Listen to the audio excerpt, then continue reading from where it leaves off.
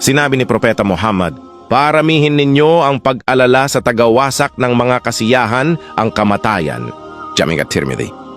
Maaaring abala tayo sa paghahanap ng kayamanan, pagpapaganda ng ating buhay, pag-iipon ng ari-arian at pagtatamasa ng mga kasiyahan ng dunya.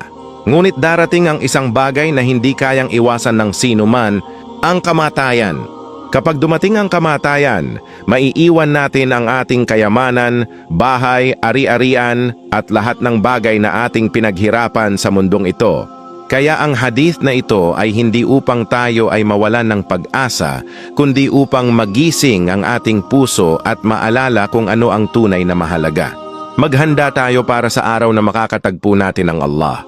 Paramihin ang sala, tauba, dikr, sadaka at iba pang mabubuting gawa.